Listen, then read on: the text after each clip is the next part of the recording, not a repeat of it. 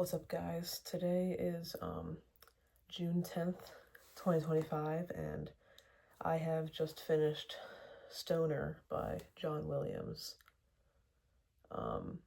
This was a hefty read, a really good book.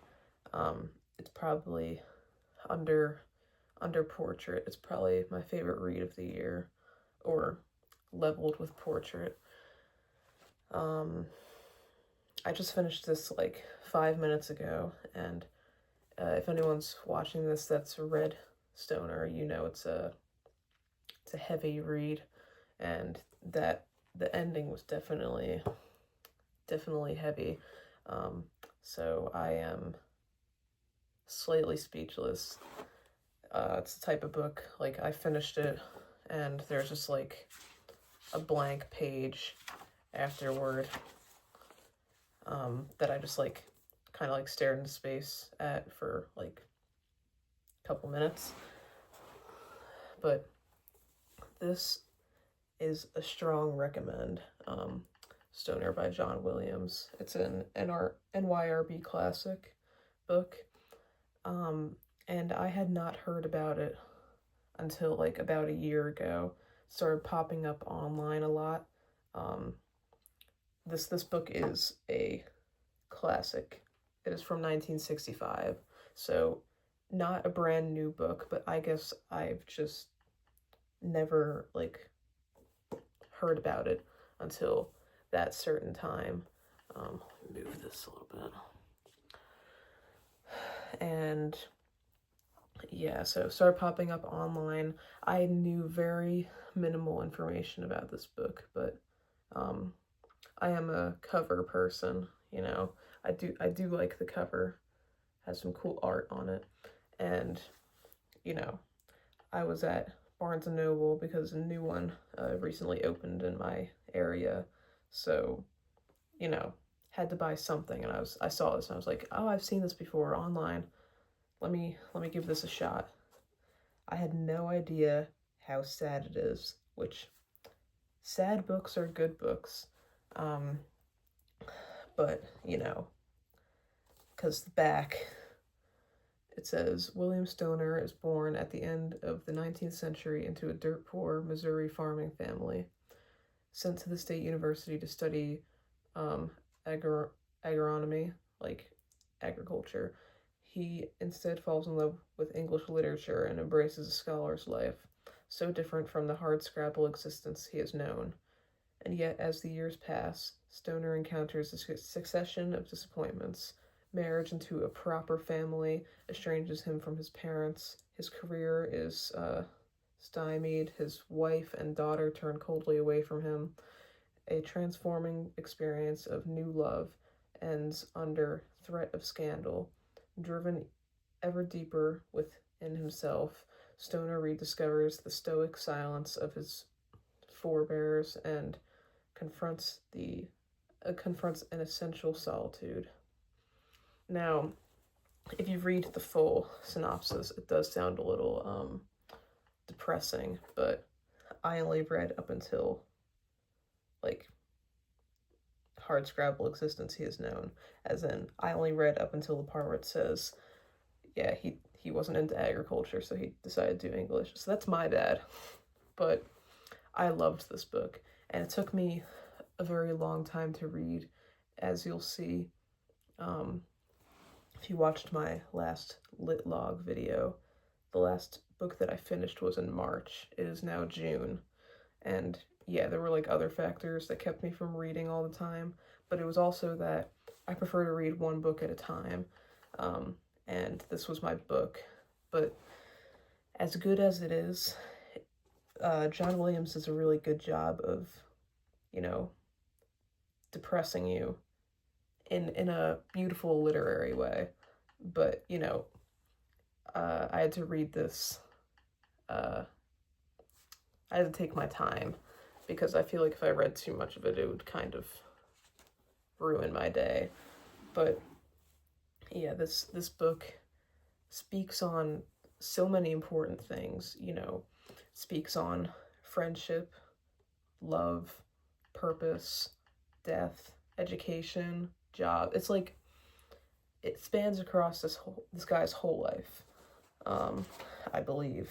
Let me check. And there's a very good introduction here by John McGahern, McGahern. I usually don't read introductions, but for this one, I felt like it was necessary because I've never read anything by John Williams before. So, let's see. Yeah, okay. So it basically starts at the beginning of his life. Yeah, he was born on, yeah. So starts at the beginning of his life, and I won't tell you where it ends. But this is a beautiful book, and as much as I am, like, emphasizing the fact that it's sad, it's also so important because, you know, there's eye-opening things in this book, and obviously what happens to William Stoner is not what's going to happen to everybody, but it really shows you the importance of, like, using your time wisely.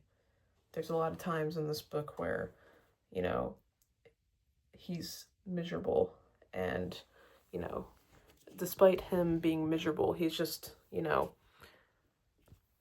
kind of living the day by day, and not caring. And then you flip a page and it's like doing the day by day turns into doing the year by year and the decade by decade, and then before you know it, you wasted something. And I think that's really important, especially like for anyone above the age of like 12 or 15 maybe, you know, reading this, if you're not doing something that's meant for you and you know it deep down, this book is gonna remind you of that and maybe give you a reason to change. And I think that that's really important. And, you know, this is just like a beautifully written book.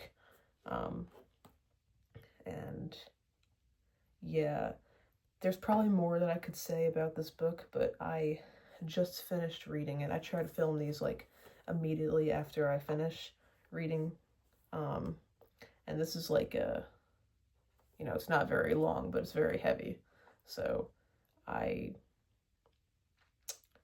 think I'll leave it at that because, you know, there's a lot to say, but I haven't processed it fully. And, you know, I feel like I shouldn't overanalyze it. But yeah, this book covers all bases, and I fully recommend. One of the best reads of this year. 5 stars. Alright, see you guys in the next segment. What's up, guys? Today is June 20th, and I just finished The Road by Cormac McCarthy. This was a really good book, and it's very unique. It's not like anything that I've ever read before. And I know that Cormac McCarthy is like a popular author. He wrote No Country for Old Men, which I haven't read. This is the first Cormac McCarthy book that I've read. But I don't know if you classify this as a Western, but if you do, then this is the first Western that I've read, I think. It's basically about like a father and son who live in like a burned out world. It's like post-apocalyptic, and they're trying to survive when there's no fertile land, there's no animals left, and there's barely any people left. And the people that are left, most of them are hostile because everyone's in competition to survive. And this is like a really interesting book. Cormac McCarthy's writing style is really interesting. He doesn't really use proper punctuation. He kind of has his own, you know, unique mode of that. No quotation marks, no apostrophes. Just very interesting. And I really enjoyed this book. it's definitely like a serious book, but you know, it's gripping too. Um, I'm thinking, and I probably won't end up doing this, but I think I need to read like a very light book after the last two that I've read. But you know, whatever. So this is a Pulitzer Prize winner, and let's see, National Book Critics Circle Award finalist, New York Times, stuff like that. Yeah, this is like very interesting, and I'm heavily interested in reading other things by Cormac McCarthy. I'm not sure what it's called, but I know that there's one that's like very highly acclaimed by like people that like review books on YouTube and stuff. It has like a sunset on the front. Not sure what it is. Oh, it's right here. Blood Meridian.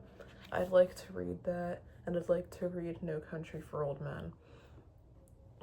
I wasn't sure if I would like this book because it's very like most books that I read kind of like take place in like places that I'm familiar with, like Stoner, for example. It was just like a school and a house and stuff like that. But this takes place like 100% in the wilderness, and you know, in ruins and stuff. So there was a lot of vocabulary that I was unfamiliar with, which is why I don't have it with me, but I have like a little notebook that's exclusively for words and definitions, and so that notebook got a lot of use. But I'm actually glad that I read this because I really enjoyed like reading all of the imagery and like descriptions of the nature settings, and also I personally struggle with writing about nature settings because I don't read a lot about them. So, you know, I'm realizing now that I actually kind of really liked reading about this, so I want to read more Cormac McCarthy because as far as I know, he mostly writes westerns and stuff like that. So, yeah, I'd say definitely check this out. This is like very interesting. It's not it's kind of a heavy book, but it's not like cry your eyes out type of thing. It's just kind of like a serious novel. But yeah, I'd fully recommend it. This was really good, and I'll catch you guys next time. What's up, everybody? Today is June 24th, 2025, and I just finished The Saddest Summer of Samuel S. by J.P. Donleavy. J.P. Donleavy, or Donlevy, I'm not sure how to pronounce that, is a Irish-American author, or he was an Irish-American author. And this is not really his most famous work. I'd actually never heard of it before I bought it. And I think his most famous work is called The Ginger Man. And honestly, it's kind of strange if you look on the back. You can't really read that, but right here and here, it says, for copyright reasons, this edition is not for sale in the USA or Canada. And then it says here, there's only prices for the UK, Australia, New Zealand, and South Africa. So I'm not really sure how this ended up with me. I thrifted it at like a place in central PA, pretty rural, so I'm assuming the book traveled there. But I didn't know what this book was about before I bought it, and it was very strange. And not to say that I didn't like it, there was like a point, like I didn't start really enjoying it at all until page 50, I'd say, which this book is only like 122 pages, but I wouldn't say it's a bad book. It's just very strange. Similar to Cormac McCarthy, actually. J.P. Donlevy has a unique way of writing, so he doesn't use any sort of punctuation other than like just periods. So no exclamation points and no question marks or anything. And he switches tenses a lot. So one paragraph would be like in from Samuel's point of view, saying, in first person, like, I this, I that, and like going into his thoughts. And then it would switch and it would be in the third person, the next paragraph. I thought that was interesting. But anyway, the plot of this book is kind of strange. And there's lessons to be learned in this book, but it was kind of just a little weird. It was it's just about a lot of sexually confused people, or sexually frustrated people, especially Samuel S. So Samuel S. is an American man who's living in Vienna, and he's like seeing a therapist there because, and it's not really disclosed what his problem was, but all he wanted was like a wife and kids. That was his only goal, and like a family and everything like that. And there's people like jumping in his face trying to, no strings attached, have relations with him, if you know what I mean. And he's kind of rejecting them, especially this one girl who's like an American college student. Samuel is like, I'd say in his 50s or 60s, and the college student is visiting Vienna and is kind of treating Samuel as like something to check off of her bucket list. Like, they met at a cafe and then they started talking, and I'd say that there was like a little bit of chemistry, and then she made a joke about like him being lonely, and then he got kind of butthurt about that and stormed off. And then she showed up at his apartment, was like, I'm sorry, let me sleep with you. And he was like, no. So that's what most of the book was about. And then at the end, he doesn't end up sleeping with her, and sorry, I just spoiled it, but I kind of told you already. But that's not the point of the book, so it's fine. But I'd say in terms of, aside from the plot, in terms of what this book is trying to say, it does it well. Like, live your life with intention, but don't let your intention keep you from living life. That's really all this is trying to say. Like, he probably could have, I don't know. A pretty good book. I'd say I wouldn't fully recommend this if you're trying to pick up some. It's a very quick read. The text is like very large and it's short. It's an interesting writing style, so I'd recommend it for anyone who wants to read something experimental, and something that's like, even though it talks about dirty things, there's no descriptions of dirty things, so I guess someone of any age could read that. So yeah, I don't know, but I'd say if you're in late high school and beyond, then give this a shot. It's very short. You can get it done in like 2 days. So yeah, Saddest Summer of Samuel S. J.P. Donlevy.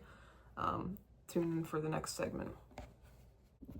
What's up, guys? Today is July 6th, 2025, and I just finished 9 Stories by J.D. Salinger.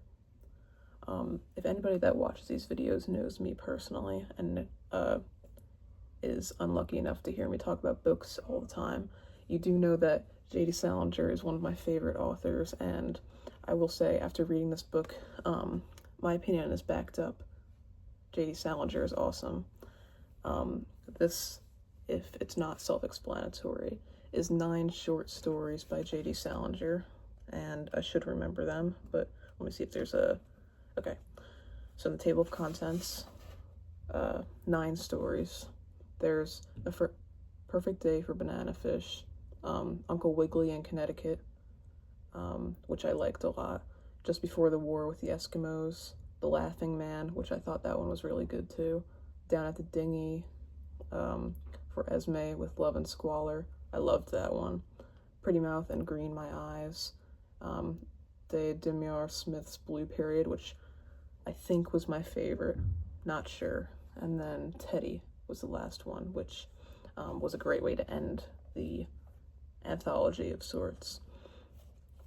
So the first J.D. Salinger book that I read was in my sophomore year of high school, and Catcher in the Rye, which I actually have right here, is a required book for the sophomore class at my high school, but I actually read it a semester early, not knowing that it was a required book. So I actually read it twice in one school year. Well, actually, admittedly, I read it on my own first semester, fully, and then I kind of read bits and pieces of it the next semester because I did kind of have that attitude, like, I just read this. But it's one of my favorite books, and I think reading The Catcher in the Rye independently before you had to have read it, like, for a grade, really, I have a different perspective on the book. I think a lot of my friends don't like Catcher in the Rye, but since then I've read, I've reread Catcher in the Rye, and then I also read Franny and Zooey, which is, like, one of my favorite books of all time. And now I have read 9 stories, and also I have read, like, some of his other short stories, like Go See Eddie, among others. I don't really remember what they're called, but I really recommend 9 stories. Each story is very different. It's not like, they don't really intertwine with each other that much. There's a few loose references to Franny and Zooey in the first story, and very, very briefly in one of the later stories. I'm not sure. It's like a one-word reference. So you might have, like, a slightly more enchanted experience reading 9 stories if you've read Franny and Zooey, but it doesn't really matter. I'd say you'll be completely fine if you just read this. This is like a perfect summer read, because I think the longest story in 9 stories is like 35 pages, which is the Blue Period. So, you can read each of these in one sitting, get it done in 9 days or less. And I really liked it. I think that, if you enjoyed Catcher in the Rye, definitely check this out, because I know most people in America have read Catcher in the Rye if you're above the age of, like, 14.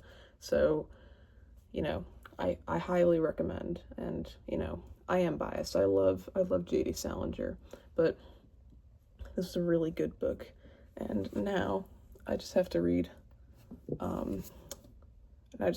Raise High, The Roof Beam, Carpenters, and Seymour, an introduction, and 3 early stories, and I think I might have read everything by J.D. Salinger, which is probably false. He has a lot of short stories that aren't really part of any anthologies. They're like, it's like, you do research on them. It's like, this story appeared in, like, Rural Magazine in 1945 for 1 month. There's no way I'm finding that. But I'll try. I really like J.D. Salinger. But, yeah, go check out 9 stories. You won't be disappointed. See you in the next segment. What's up, everybody? Today is July 12th, and I just finished Matilda by Roald Dahl. This is not really my usual type of read because it is a children's book, but I just thought since it's summer, I'll do some non-performative reading. Not that my usual reading is performative, but I wouldn't be like at school reading this, if you know what I mean. My mom actually bought me this edition of Matilda by Roald Dahl when I was maybe 7 or 8. It's a very beautiful Penguin Young Readers edition of Matilda. But I was not a big reader when I was younger, unless I had very specific interests when it came to reading when I was younger. It was like nonfiction books about dogs and horror stories. That's like all I would read, which is kind of weird, but I've obviously had some growth since then.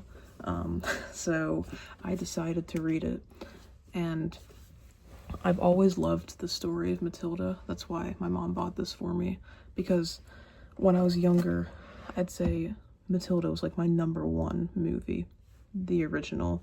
I refused to watch the musical or the new one. But yeah, I was an early riser when I was younger, like 7:30. It was kind of crazy. And on the weekends, I would go downstairs while everybody else was sleeping, and in some way or another, like, I forget what channel it was, but Matilda would always be on, so I practically watch Matilda every weekend, and it's one of my favorite movies still. So yeah, this book was amazing, and not that I need to explain, you know, what it's about, but it's about this girl who is born with like extraordinary intelligence, and she has various gifts, but her family has a completely different lifestyle than she does when it comes to, you know, using their intellect, if any, and they don't support her and they don't understand her.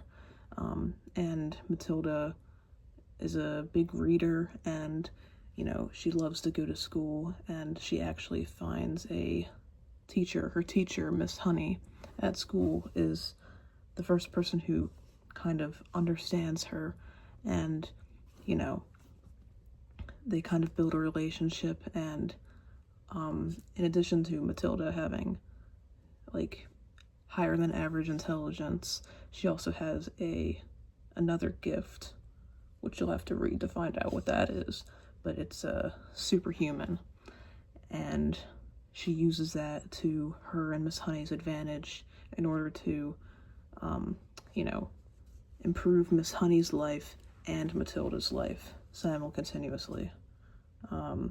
So it's a really good book. It's a really sweet book. I did notice there were a good amount of differences between the movie and the book, so I'd recommend, even if you have seen the movie and you're satisfied with that, you know, maybe pick this up, or, you know, if you're trying to get your kid into reading, or just a kid that you know, then this is pretty good. I do have to say, maybe it's just because I haven't been below 10 in a while, but I feel like this would be more of a challenging read for a young person. It's totally doable, and you can tell that it's a children's book, but I'm saying, you know, definitely a really good vocabulary builder.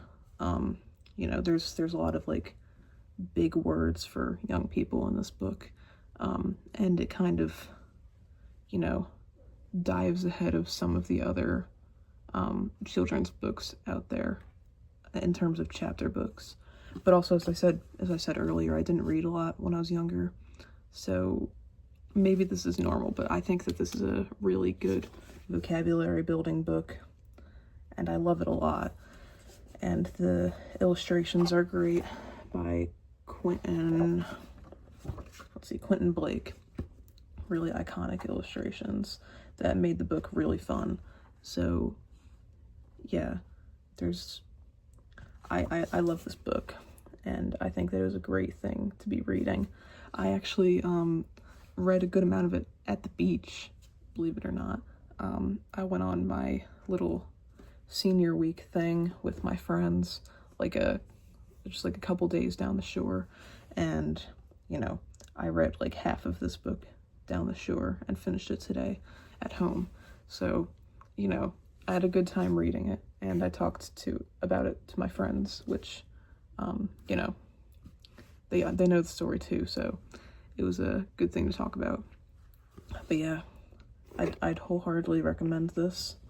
Matilda by Roald Dahl. Catch you in the next segment. What's up, guys? Today is July 14th, and I just finished Bartleby the Scrivener by Herman Melville. This is an interesting little book.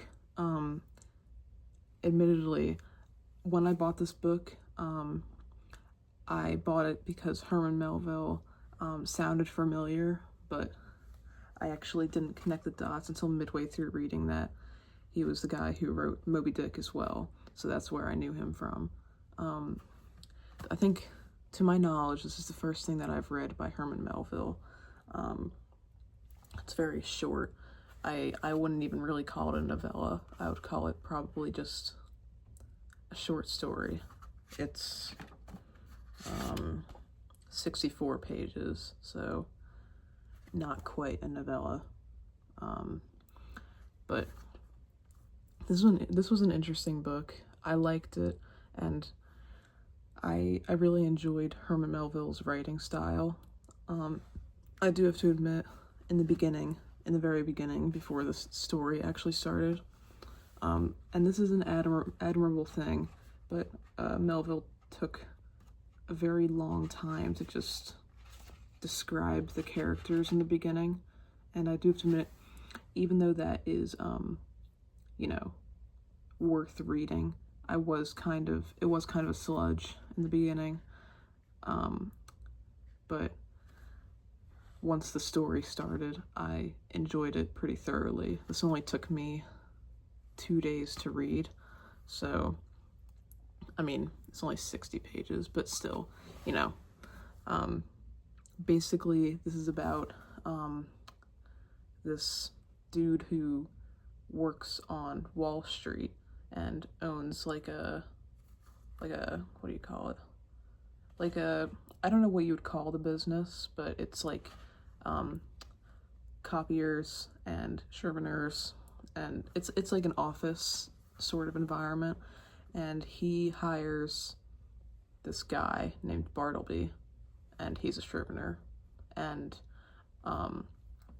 Bartleby does not want to do shit. He's like a professional rage baiter, and he goes through the job, and he, you know, gets like basic orders like people do when they have a job, like, you know, come over here so we can go over and copy as a group and like proofread your copying as a group.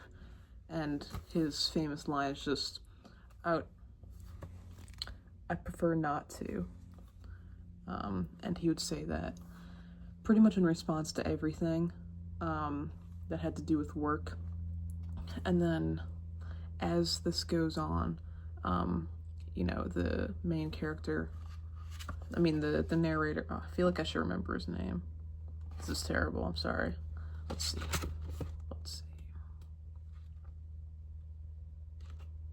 I don't know if it's ever said, the actual, yeah, it's first person point of view, and I don't think his name's ever brought up that I can remember, but yeah.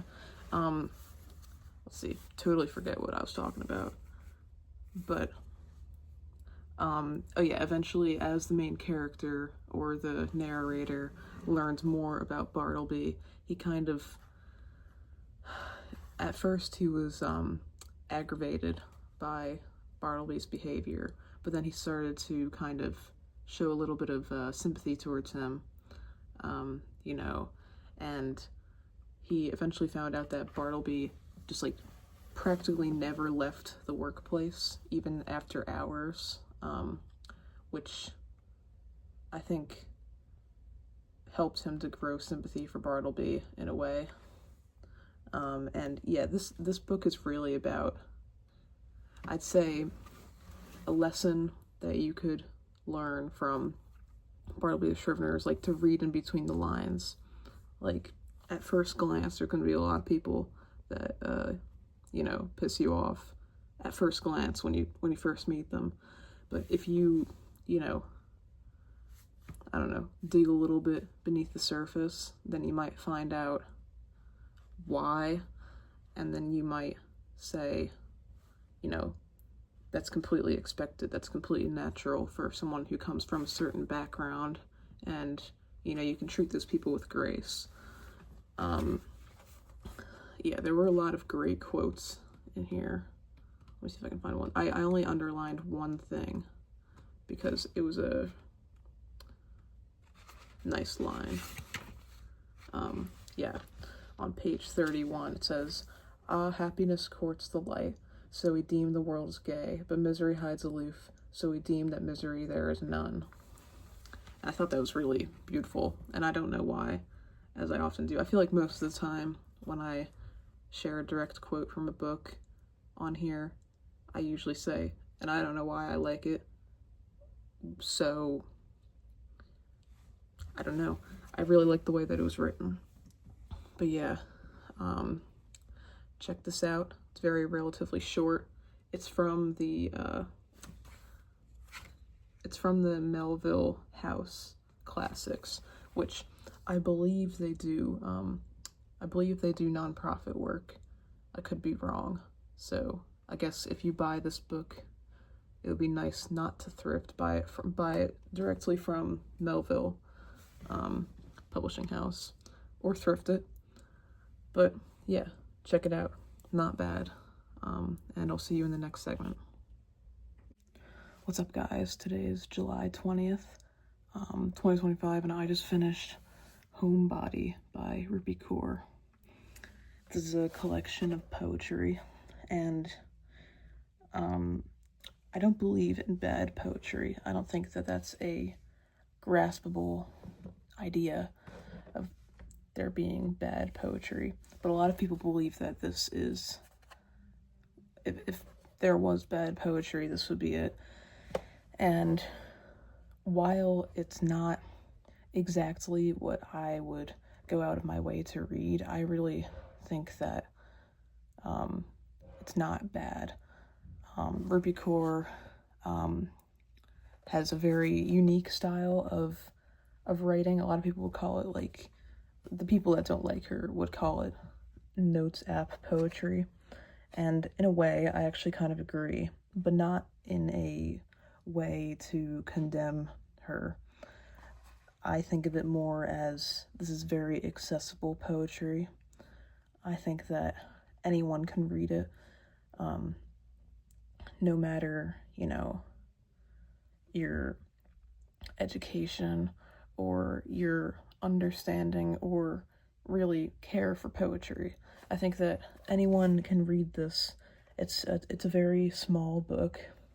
You can get it done in a day. It took me 2. And the poems, most of them are very short. And I think that it's just kind of like a leisurely read. I don't think it's bad. But I can understand why some people wouldn't like it. But basically, in this collection, I think Rupi Kaur is just kind of writing about her experiences with trauma and how she processed it. I think that's what the best way to describe this is. Let's see. Yeah, it's in 4 parts.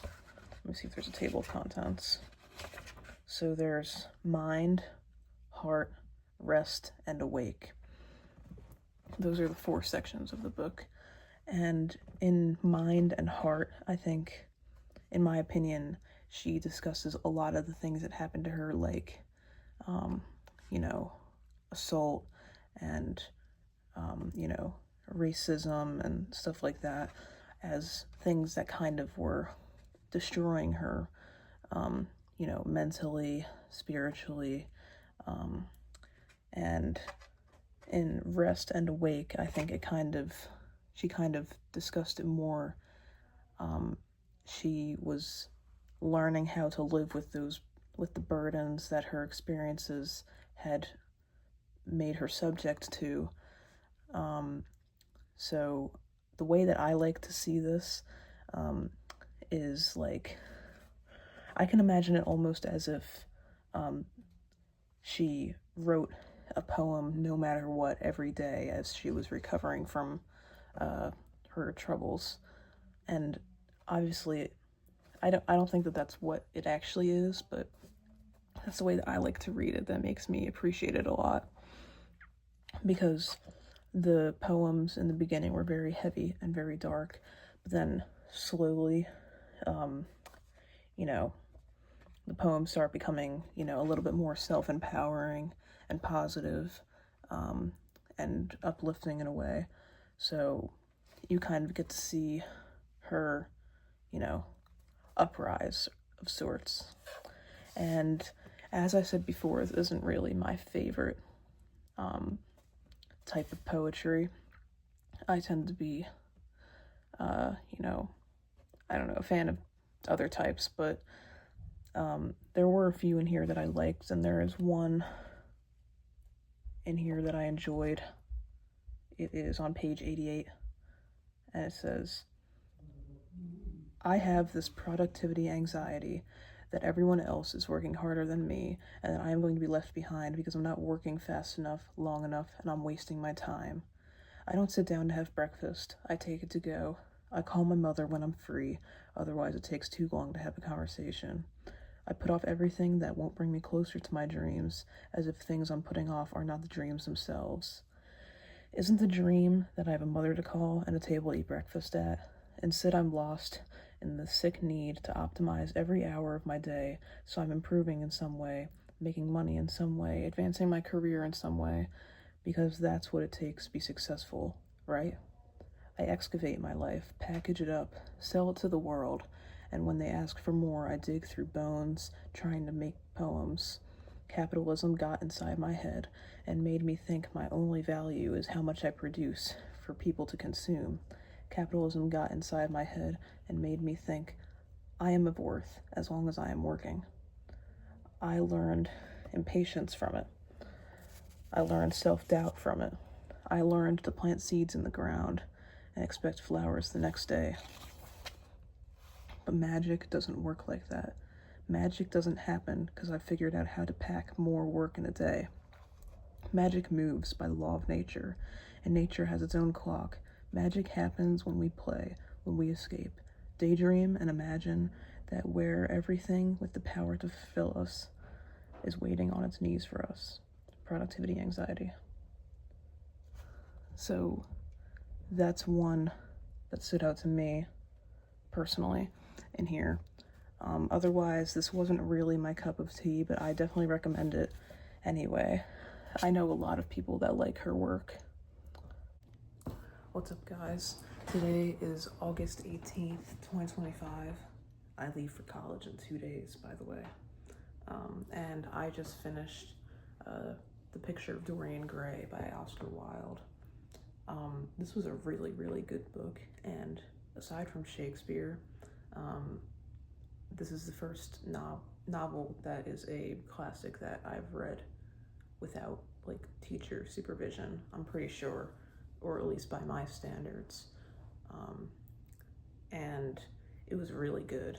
I used to have this preconceived idea that all classics were boring, and it was kind of something that you had to read sometime, but it was not a desirable thing. I don't know how to explain it, but I did some looking around, and even though I don't read a lot of classics, I own a lot of classics. So I did some looking around as to what a good starter classic would be, and this was on a lot of lists, The Picture of Dorian Gray, and it did have numerous good reviews, obviously. A lot of people were saying how they absolutely adore this book, so I decided that I'd give it a try, and I really loved it. It's basically about this man named Dorian Gray, who gets a portrait painted of him by a man named Basil Howard, someone who's completely infatuated with Dorian. And they finish up the portrait. This is like early in the book, and Dorian looks at the portrait and likes it, but has this revelation that the portrait will not age, but Dorian will. So for the rest of his life, it'll just be a downward comparison. You know, I'm looking old. This portrait is showing everyone, like, you know, how much worse I've gotten, or how old I am, or how my youth has fleeted from me completely. And he makes a wish of sorts. You know, he says, I wish that this, you know, that this painting would age instead of me.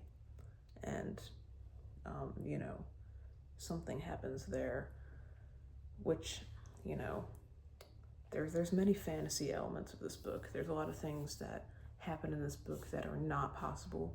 I'm not sure if I would consider it like a fantasy book, but it definitely has that component. And maybe when it came out, this is kind of what fantasy was. I don't know, but really, really good book.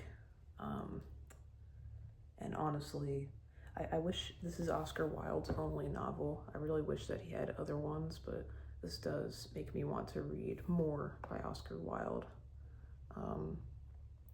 which I will definitely do. And yeah, you know, this is really, really good, and it's pretty accessible.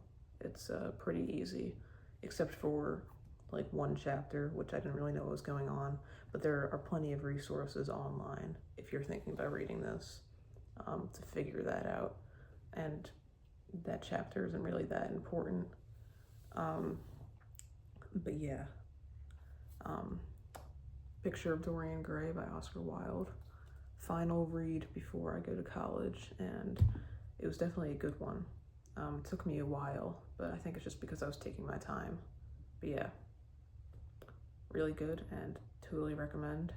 The next time that I make a clip, I will be in college. So, catch you next time.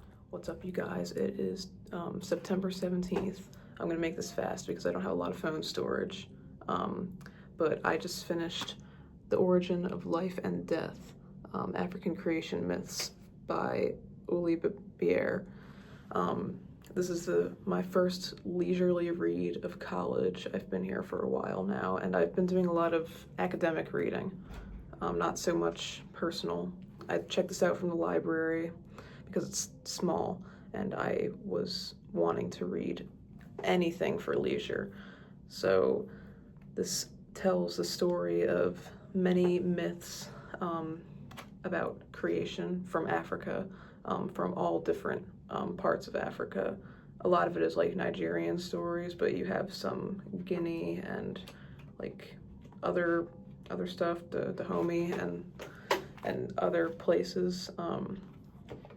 One thing that I found interesting about this book is that the editorial advisor for it is Chinua Achebe, or was Chinua Achebe, which if you guys have watched my other literature log videos, you would know that the first book that I ever read for literature log was Things Fall Apart by Chinua Achebe, so it was nice to see his name pop up again.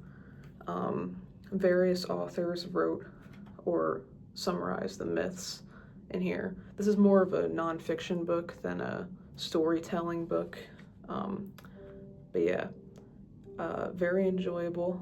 I'm hoping to read more things for leisure soon, but this will probably be the last segment in this video, so I can free up some storage on my phone.